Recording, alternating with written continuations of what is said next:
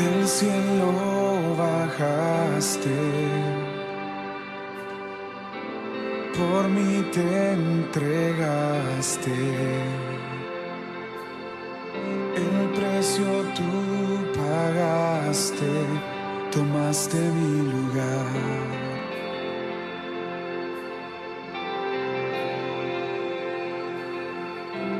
Mi dolor quitaste,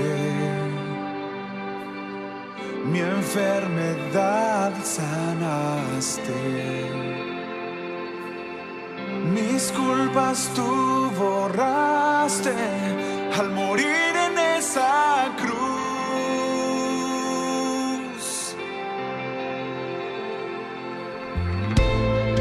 Inmolado fuiste, Cordero de Dios, te levantaste con gloria y poder, Rey vencedor, Alfa y Omega, el gran yo soy, pronto volverás. Exaltado estás, coronado estás, digno de toda la gloria, digno de toda la honra. Exaltado estás, coronado estás, digno de toda la gloria, digno de toda la honra. Cristo Jesús.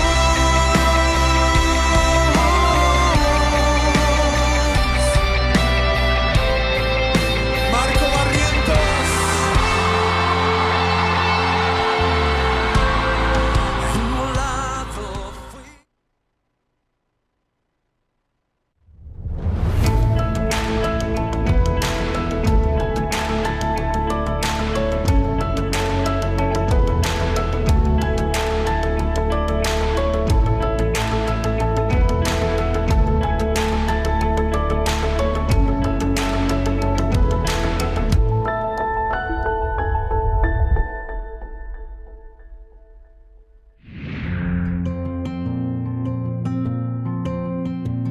Hola amigos y hermanos, Soraya y yo vamos a iniciar un curso de consejería para toda persona que quiera ser capacitada para ayudar a aconsejar a otros en los distintos ministerios en que estén o circunstancias en que estas personas se encuentren.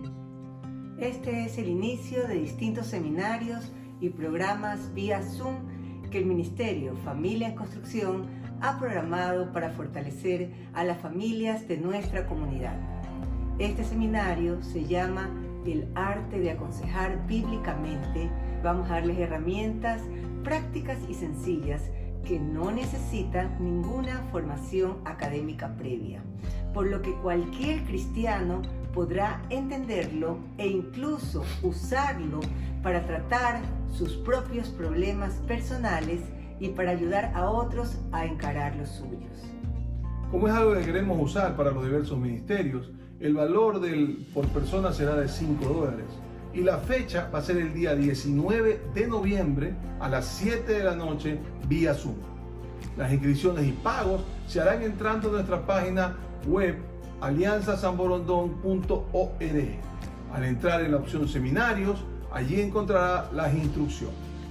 Así que si usted es uno de esos creyentes que siente carga por los muchos que sufren y quiere ser parte de este equipo, los esperamos.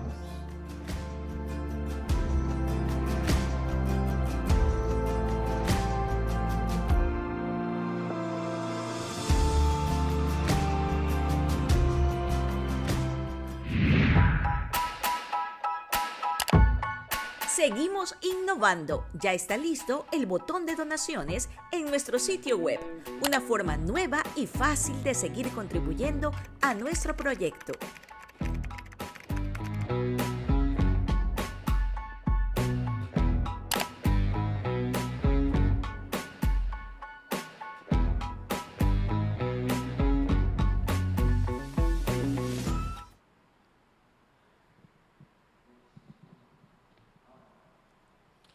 Muy buenos días a todos. Bienvenidos hermanos, gracias por estar aquí con nosotros. Nos encanta saber que nos acompañan cada domingo en esta transmisión de nuestra iglesia en línea. Para nosotros es una gran bendición saber que ustedes nos acompañan y que disfrutan de este momento, que separan este momento en su mañana o en su tarde del día domingo para poder tener esta comunión, este momento especial en el que puede cantar, en el que puede escuchar la prédica y hoy en especial que vamos a tener nuestra Santa Cena. Así que le damos la bienvenida y acompáñenos, cante con nosotros de donde usted está en su casa.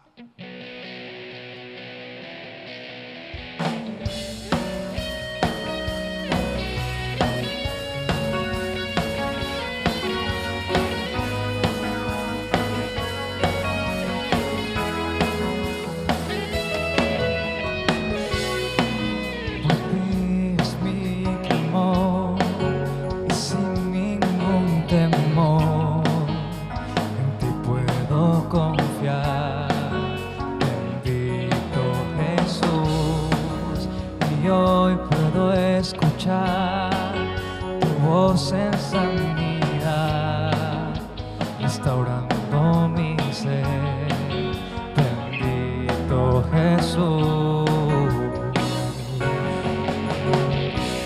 Mi deseo eres tú, mi momento de amor, alegría de vivir.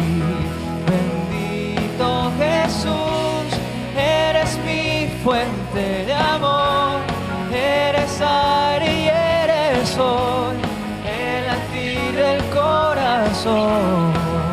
Bendito Jesús, bendito amor de mi Señor. Tu gracia y favor hoy yo puedo ver, hoy mi ser. Bendito Jesús, y hoy tu voluntad se rinde a tu verdad, tu amor y tu bondad. Bendito Jesús, mi deseo eres tú, mi momento de amor, alegría de vivir. Bendito Jesús, eres mi fuente de amor, eres aire y eres sol, el latir del corazón. Bendito Jesús, bendito amor de mi Señor. Bendito amor de mi Señor. Bendito amor de mi Señor. Mi deseo eres tú, mi momento de amor, alegría de vivir. Bendito Jesús, eres mi fuente de amor, eres aire y eres sol, el latir de un corazón. Bendito Jesús, bendito amor de mi Señor. Bendito amor de mi Señor. Bendito amor de mi Señor.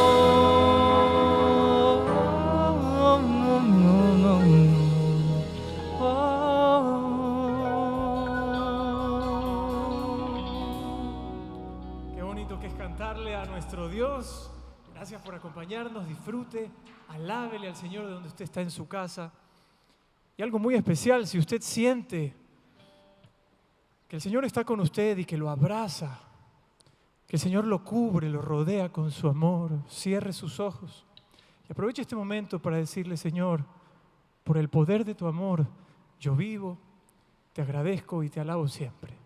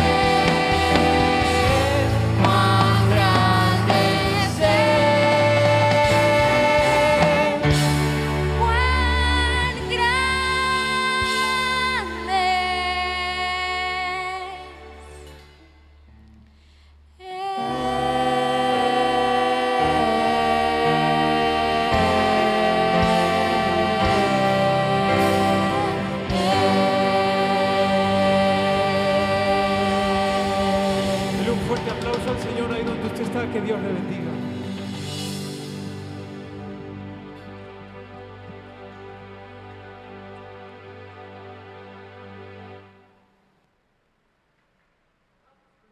¿Ya te hizo seña?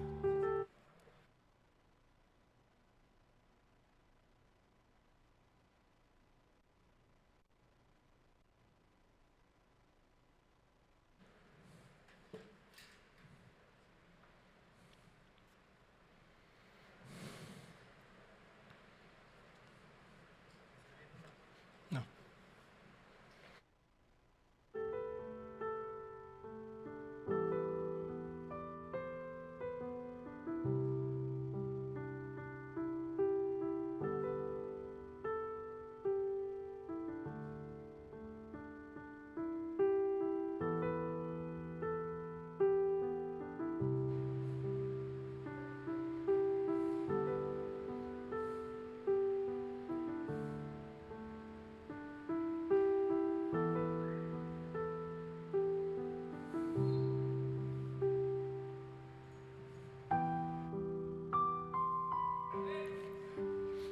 Hola a todos. Hoy vamos a recordar el último evento de la vida de Jesús. El momento en que Él juntó a sus discípulos para hacer algo especial con ellos. Era el día de la Pascua, el día que los judíos recordaban ese momento épico cuando Dios sacó a su pueblo Israel de la esclavitud de Egipto. Y Jesús decide este hecho que era acerca de Moisés y de Dios el Padre, hacerlo acerca de Él. Y le dice, ¿sabe qué? Eso que ustedes han celebrado por siglos, ahora lo vamos a hacer en memoria de mí. Porque ahora es un nuevo pacto, ahora es una nueva cosa. Ya no es judaísmo continuación. Esto es completamente diferente. Y lo que van a hacer ustedes hoy lo van a hacer hasta el día que yo regrese. Y Jesús procede y toma el pan y le dice que el pan ahora es su cuerpo, que todos vamos a requerir para poder llegar a Dios. Y les dice que el vino es su sangre por la cual somos redimidos de nuestros pecados. Y transforma toda esta celebración central, que era el medio mismo del judaísmo, en la única celebración que nos dejó a nosotros los cristianos. Y nos dijo, hagan esto en memoria de mí hasta cuando yo regrese. Y eso es lo que hacemos las iglesias aliancistas una vez por mes. Es recordar ese momento especial que Jesús pasó con sus discípulos. Después el apóstol Pablo nos cuenta que cuando vamos a hacer una cosa como esta tenemos que estar a cuentas con Dios. Y si usted está en esa situación en que no está a cuentas con Dios, yo le ruego que mientras yo estoy hablando, usted esté a cuentas con Él y participe con nosotros de esta celebración que es hacer lo que Cristo nos dejó para que hagamos. Así que ahí donde está en su casa,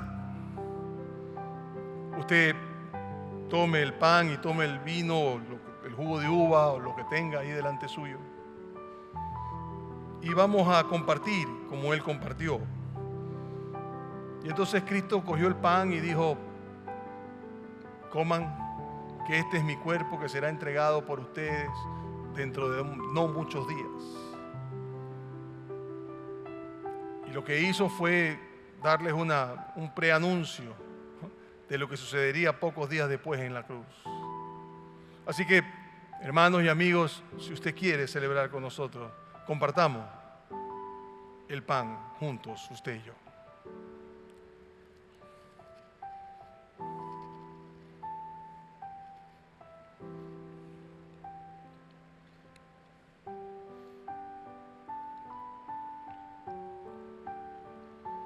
Terminado eso, Jesús tomó el vino y le dijo: coman, toman, que esta es mi sangre, que será entregada por ustedes en no muchos días. Y haciendo eso, procedió a tomar el vino, señal inequívoca de que nosotros somos salvos por su sangre. Tomemos juntos.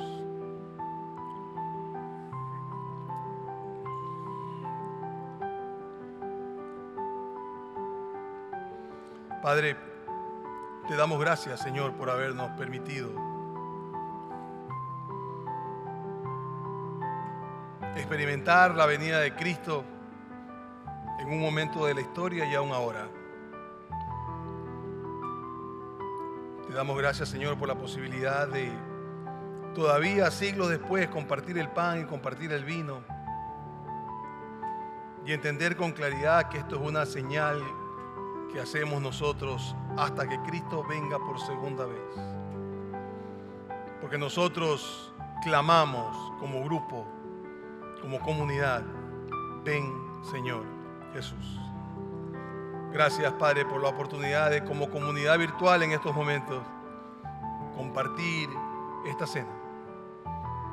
Y permítenos, Señor, pronto poder otra vez hacerlo en presencia los unos de los otros. Cuida, Señor, de nuestra comunidad y permítenos seguirnos reuniendo y seguir compartiendo tus buenas nuevas en el nombre de Jesús. Amén y amén.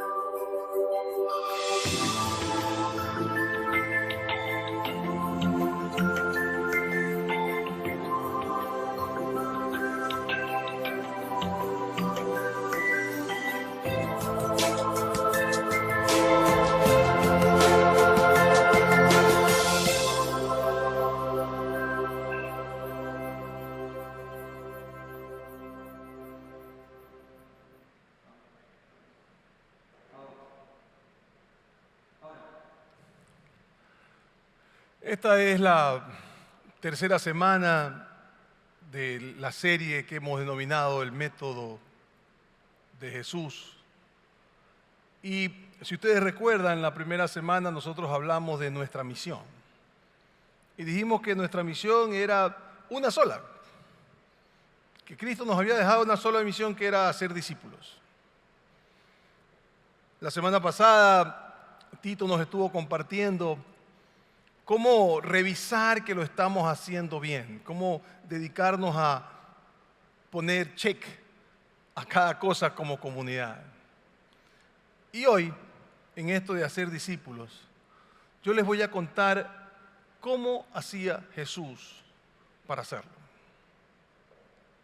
Es curioso cómo por décadas, inclusive siglos, el cristianismo ha generado métodos nuevos, novedosos, para hacer esto que Cristo nos mandó, que es hacer discípulos. Y uno de los ejemplos de estos métodos está dejado en una película que se hizo en el año 1967, que todavía usted la puede ver en Vimeo si quiere, es un poco aburrida la película, pero si quiere, ¿no? Y se llamaba El dirigible del Evangelio.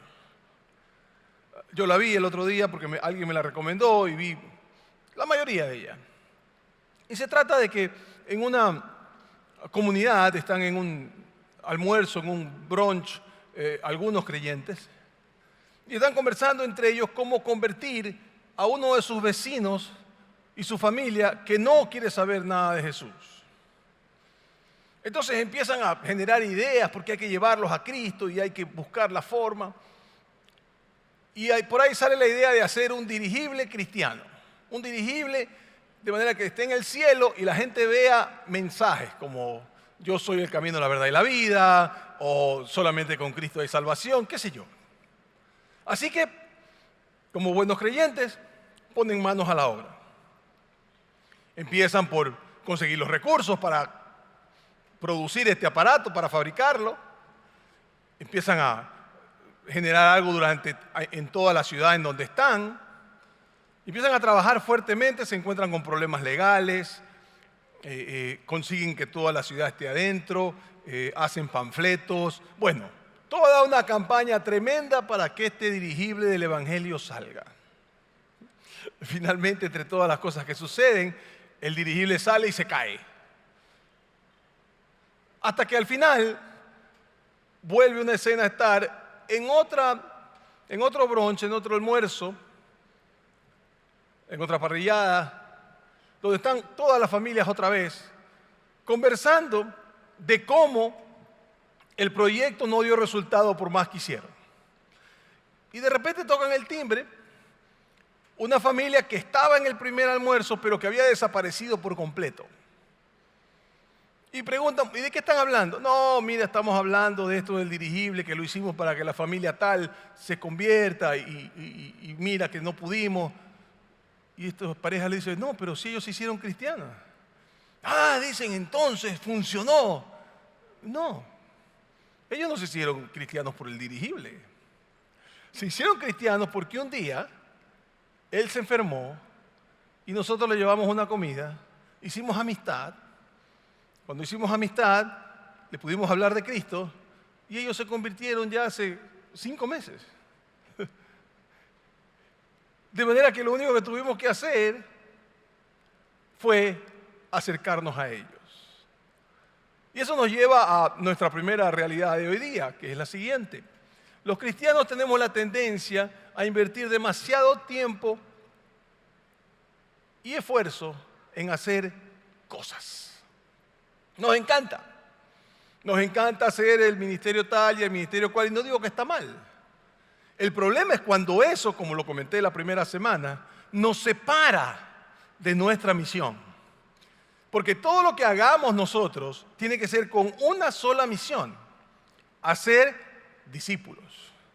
Pero a veces nos metemos tanto en estos dirigibles o ministerios o lo que fuera, que olvidamos la real misión.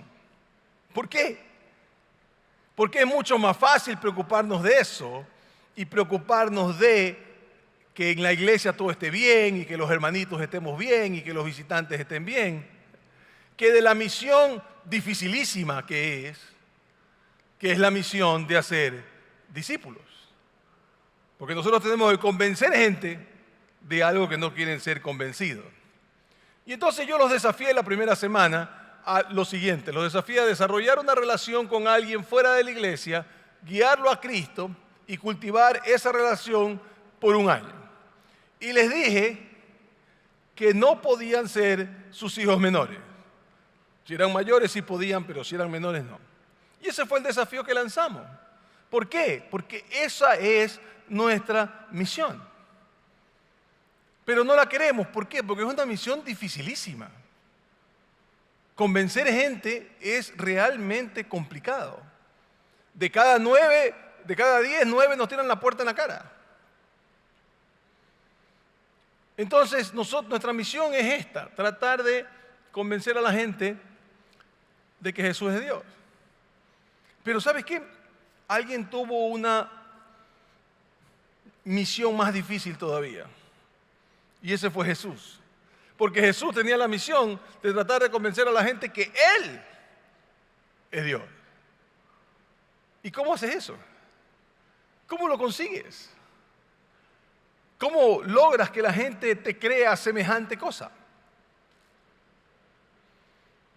Y no sé tú, pero a mí se me ocurre que si nosotros hemos de convencer gente, deberíamos hacer lo mismo que Cristo hizo. Parece obvio, pero no lo hemos hecho por siglos. La misión de Jesús era tan difícil que tuvo tremendos obstáculos, pero usted verá que convenció a todo el mundo con que andaba. ¿Por qué? Porque Él no se pasó de lejos con la gente, no. Él viajó con ellos, hizo amistad, les habló de la verdad, los conoció. Y lo hizo con gente que es complicado convencer. Como por ejemplo, Cristo convenció una vez que resucitó a su hermano Santiago de que Él era el Hijo de Dios. Y siempre pregunto lo mismo cuando hablo de Santiago. ¿Qué tienes que hacer para que tu medio hermano te crea, con el que creciste junto, con el que jugaste junto, que tú eres el enviado de Dios, que eres Dios en carne humana? ¿No te parece supremamente difícil? Y sin embargo, Él lo logró. Pero nosotros no. Nosotros no podemos hacerlo. ¿Por qué? Porque nuestros métodos son equivocados. Fíjate lo que escribí aquí, dice: la credibilidad de la iglesia es muy distante de lo que era la credibilidad de Jesús entre los no creyentes. ¿O no es así? Un no creyente hoy día piensa que alguien que viene a la iglesia es un religioso. No pensamos en lo mismo de Jesús. Las personas hoy piensan que aquel que viene a la iglesia es una persona que condena. No pensaban lo mismo de Jesús. ¿Por qué? Porque nuestros métodos están equivocados.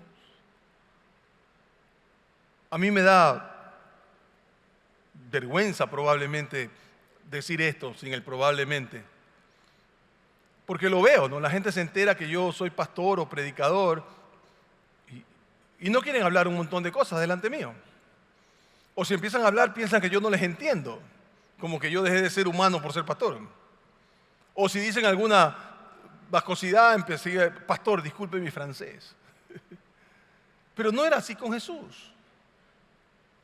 La gente se sentía cómoda con Él, inclusive aquellos que sabían que eran pecadores y que sabían que Él era la representación exacta de la santidad.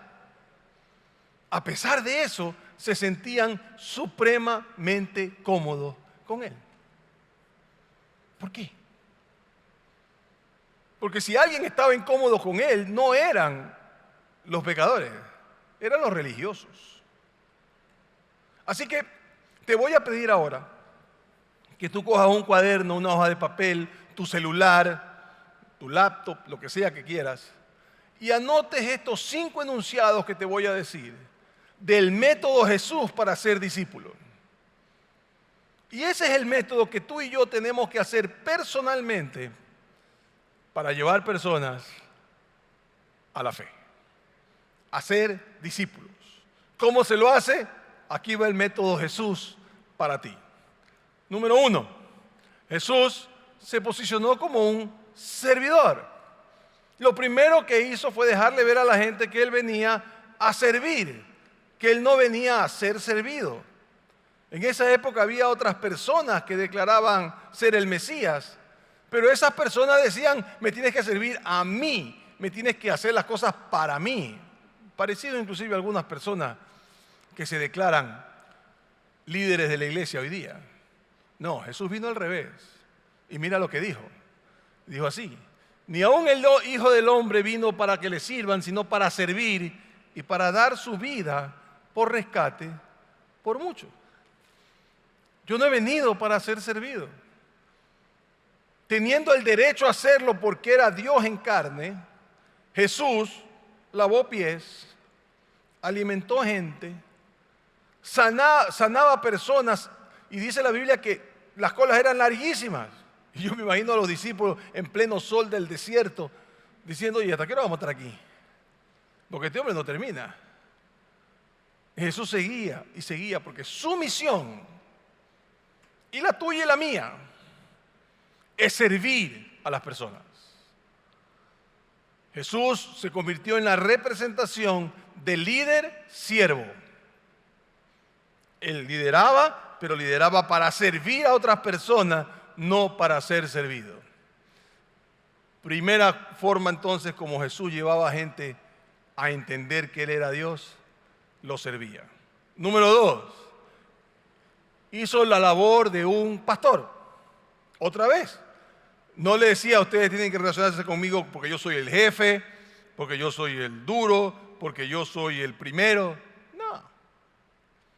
Como buen pastor, Él se preocupaba por sus ovejas. Y así lo dice lo siguiente: yo soy el buen pastor da su vida por las ovejas. ¿Qué hacía entonces Jesús? Bueno, cuidaba, nutría, sacaba de peligros, como hace un pastor con su oveja. Conducía, los llevaba hacia el sitio donde ellos podían crecer. Jesús no vino para ser Él la persona que tenemos que centrar nuestra vida. Vino Él para centrar su vida en nosotros. Entonces Él, cuando hacía cosas, nunca las hacía para sí mismo. Nunca dijo: voy a convertir estos ladrillos en oro para tener plata. No. Todo lo que hacía, lo hacía para las ovejas que Él tenía que cuidar. Número 3.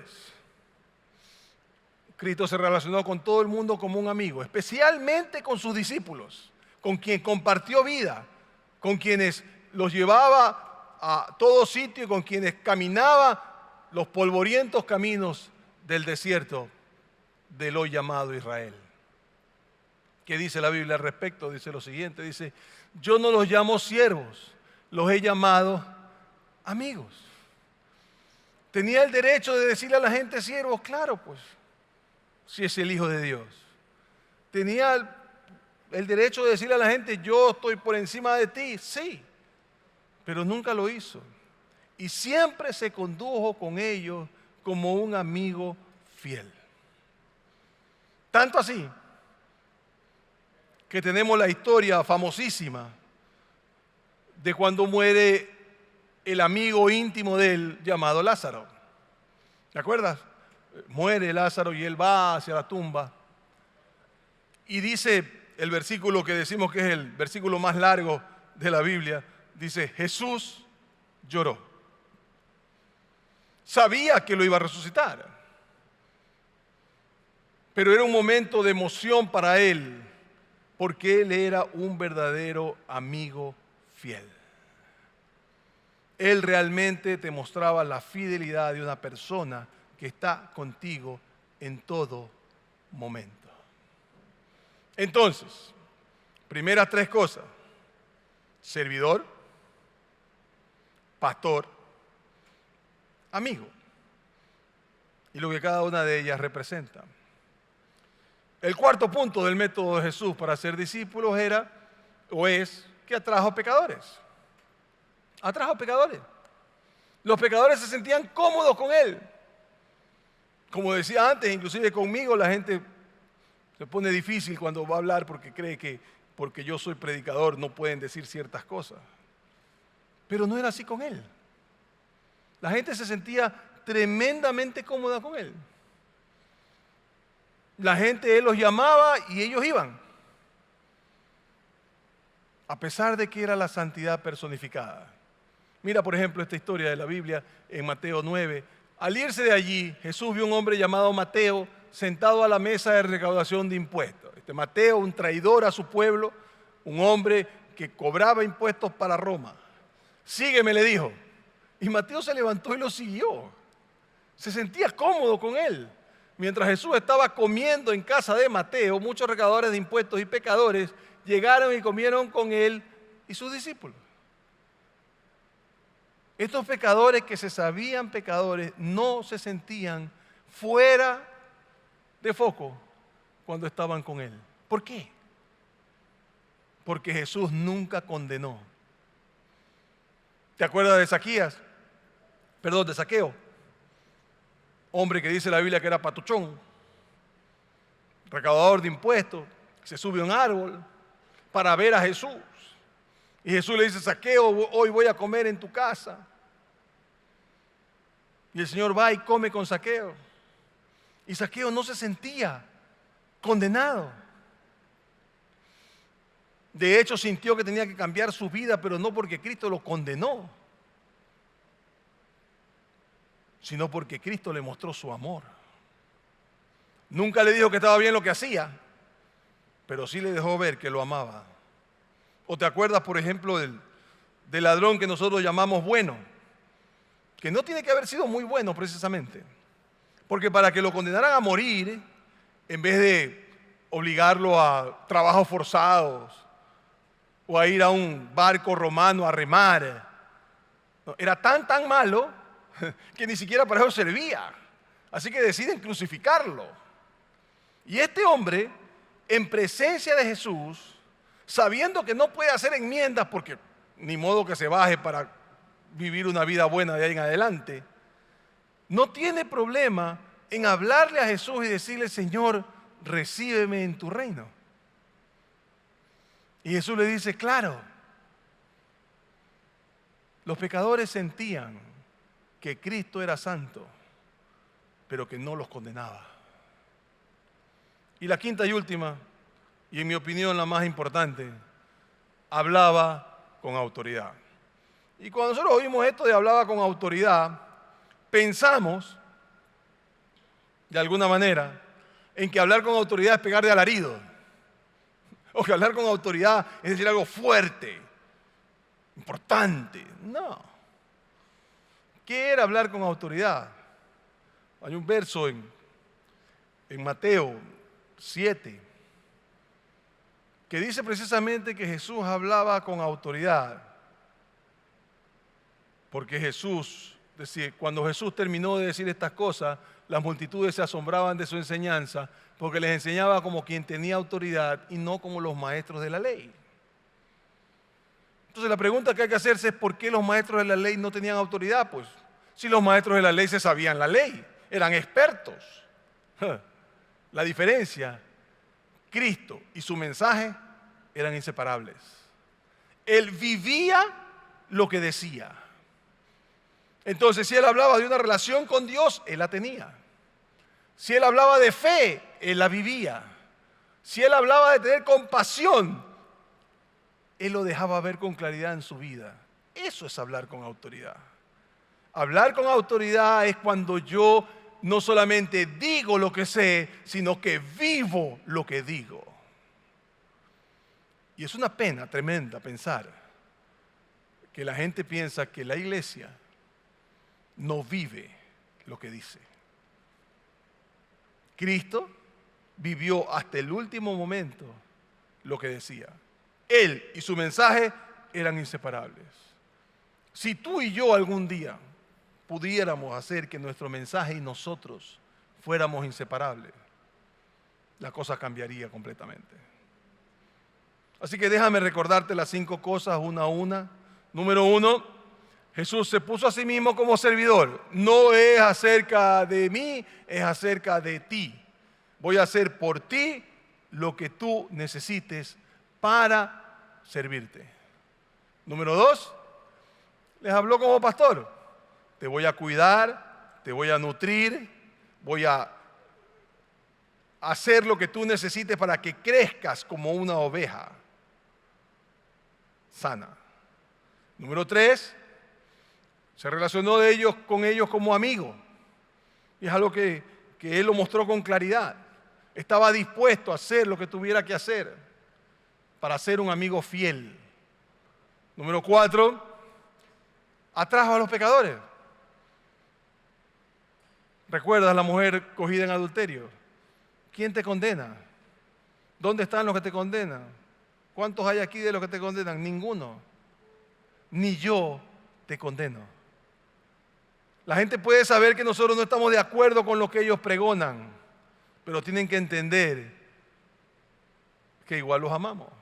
Y la quinta y última, su vida era un ejemplo porque él hablaba con autoridad. Lo que él decía y lo que él hacía iban completamente pegados lo uno con lo otro. No había duda. Jesús vivía de igual manera de como él decía que quién era. Su mensaje y él son inseparables. Nosotros tenemos que trabajar en estas 5. Y tenemos que entender que esta es la manera de hacer discípulos. Y tenemos entonces que encontrar a una persona y servirla. ¿Qué necesitas? Estoy aquí para ti. Y estar con ella como pastor. Decirle, mira, quiero ayudarte, quiero llevarte a que puedas tener una vida diferente, que mejores la forma como estás viviendo. Y mientras hacemos eso tenemos que ser un amigo fiel. La gente puede decir, ¿sabes qué? Yo no creo todo lo que él dice, pero ha sido el amigo más fiel que yo he tenido. Tienes que atraer a la gente. No podemos estar como los religiosos de la época de Jesús, diciendo yo por aquí, tú por allá. No, es al revés. ¿Eso quiere decir que tienes que comulgar con lo que ellos hacen? Por supuesto que no. Pero coge a uno y derrama tu vida en él. Y mira cómo entonces puedes hacer discípulos. Eso sí, sin nunca olvidarte que si no tienes la autoridad de aquel que vive lo que dice, nada va a funcionar. Nosotros estamos llamados a 2 cosas. Estamos llamados a ser y a hacer. Esa es la manera como debemos relacionar. ¿Por qué la iglesia ha dejado este método de lado y se ha metido en todos estos otros métodos? No tengo ni la menor idea. Pero tú y yo tenemos que volver a empezar. Y tenemos que agarrar las 5 cosas que Jesús hizo y derramarlas sobre la gente que conocemos. Si tú y yo tomamos el método de Jesús, seremos la iglesia donde cualquier persona se sienta aceptada, aunque no crea completamente lo que nosotros creemos, y estará dispuesto a escuchar el Evangelio. Porque es lo primero que tiene que pasar. La gente tiene que saber que estamos interesados en ellos. La gente tiene que saber que su vida nos importa, que estoy aquí para ayudar, no para condenar. Y que quiero que vea mi ejemplo de vida para que así mismo tome ese ejemplo y lo lleve a su propia existencia. Estas 2 palabras quiero que se queden contigo durante todo el tiempo que estés con nosotros. Invierte e invita. Invierte e invita. Esto es lo que yo quiero que hagas. Yo quiero que inviertas en una persona por un tiempo, que agarres a esa persona y hagas estas 5 cosas que hizo Jesús. La quinta es algo que tienes que hacer para adentro tuyo. Y que inviertas tiempo con ella. Y que después lo invites a tu grupo pequeño, a tu grupo de Antioquía, a Celebra, a lo que estamos haciendo por Zoom, a cualquier cosa. Cuando ya estemos otra vez en la iglesia, en el templo, pues también. Porque es muy importante para ellos ver lo que somos los cristianos.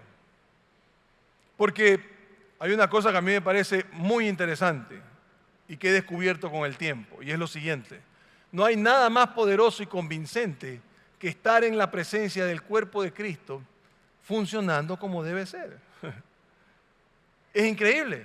Cuando la gente ve el cuerpo de Cristo funcionando como debe ser, nos pasa en muchas ocasiones cuando vamos al retiro de alma, cuando estamos en Celebra, cuando los muchachos van a sus retiros. No hay nada más convincente que estar en la presencia del cuerpo de Cristo. Cuando la gente viene y ve que nosotros no hipnotizamos serpientes ni nada por el estilo, sino que lo que hacemos es realmente compartir nuestra vida, porque estamos interesados en que tú puedas tener la solución a tus problemas. Los cristianos tenemos la respuesta a los 3 problemas más grandes que tiene la humanidad: el pecado, que nos separa de Dios; la aflicción, el dolor que nos causa esta vida; y la muerte. Si nosotros tenemos la solución para esas 3 cosas, somos los más egoístas que existen en el mundo si no lo compartimos con otros.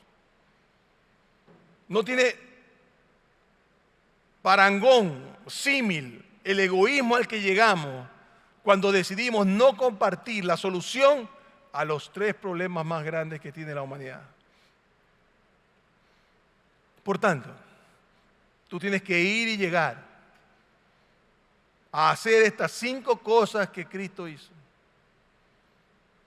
Encontrar a alguien a quien servir, a quien pastorear, de quien ser su amigo, a quien atraer, y finalmente vivir con autoridad, porque vives lo que dices. Recuerda, invierte e invita. Invierte e invita. ¿Cómo voy a invertir en una persona? Tal cual hizo Jesús. Debería ser obvio, pero por alguna razón no es obvio. Pero tú y yo podemos empezarlo a hacer. Entonces, empieza a usar el checklist que nos dio Tito la semana pasada. ¿Y ya estás haciendo amistad con un no creyente? ¿Ya estás invirtiendo tu tiempo en alguien? Y así vamos caminando hacia el hecho de empezar a convertirnos en personas que entramos en el negocio de Dios, que es hacer discípulos. Hace años en la India, un grupo de hermanas de la caridad buscaron la manera de amar a personas que estaban moribundas, personas que morían en la calle y que nadie las atendía. Y fueron a Calcuta y compraron un terreno al lado de un templo hindú. El principal de ese templo les hizo la vida imposible, porque ¿cómo era posible que estas hermanitas vayan y atiendan a personas que no podían ir al hospital porque ya estaban condenadas de muerte y que tenían que morir en la calle solas? ¿Por qué? Bueno, te voy a explicar por qué. Porque en el hinduismo, si a ti te pasa algo malo, ese es tu karma. Y nadie puede tratar de cambiarlo, porque entonces cuando te reencarnes en la siguiente vida, vendrás a una vida peor porque alguien hizo un acto de bondad contigo. Suena complicado, ¿verdad? Pero así es. Entonces, cuando un enfermo terminal va al hospital en la India, ya te toca morir porque es tu karma y te botan a la calle y nadie te puede ver. Estas hermanas decidieron, conducidas por aquella que llamó la Madre Teresa, ir a la calle, coger estos enfermos terminales, limpiarlos y abrazarlos hasta el momento en que murieran para que no mueran solos. Pasa el tiempo y el principal de este templo hindú de al lado de donde las hermanitas tenían su casa enferma terminalmente. Lo llevan al hospital, el hospital ya no podía hacer nada, su enfermedad era una enfermedad contagiosa, a la calle contigo. Y estas hermanitas van y lo recogen. Y la Madre Teresa personalmente lo cogió y abrazó a su enemigo hasta el momento en que éste murió. Y ahí empezó esta historia de amor entre la ciudad de Calcuta y estas hermanas de la caridad. Y yo me imagino cuando Teresa cogía a este hombre, a Jesús arriba, a decir: por fin alguien entendió, por fin dejar de hablar y empezar a hacer, por fin alguien que decide hacer lo que yo hice y convertirse en servidor, en pastor, en amigo, en no preocuparse tanto de condenar y preocuparse más en vivir lo que se dice. Y nosotros como cristianos tenemos que hacer lo propio. Tenemos que comprender que la única manera como podemos llevar nuestra misión a ser discípulos es hacerlo de la misma forma que Cristo lo hizo. Tú y yo podemos. Si simple y llanamente dejamos todos los métodos humanos y arrancamos con el método divino. Ser servidor, cuidar a la gente, entregar amistad incondicional, dejar de condenar y vivir lo que predicamos. ¿Fácil? No. Pero ese método ya probó ser infalible. ¿Qué tal si tú y yo lo ponemos en práctica? Permíteme orar por nosotros. Padre, te doy gracias por la oportunidad que tenemos de cumplir la misión que tú nos encomendaste, hacer discípulos. Gracias porque Jesús nos dejó claro cómo hacerlo. Y Señor, ahora te pido para nosotros esa prolijidad que necesitamos para usar estos enunciados, este método que he compartido hoy. Que lo pongamos en práctica y que nos convirtamos realmente en personas que hacemos discípulos. No porque nos conocemos una fórmula, sino porque nuestra vida muestra qué es ser un seguidor de Jesús. Permítenos, Señor, a pesar de todos nuestros defectos, encarar esta fórmula y que pronto vayamos generando de un discípulo por vez personas que realmente lleguen a vivir para ti y amarte como nosotros lo hacemos. Quédate con nosotros, Señor, en el nombre de Jesús. Amén y amén. Muchas gracias. Nos vemos la próxima semana. Que Dios los bendiga.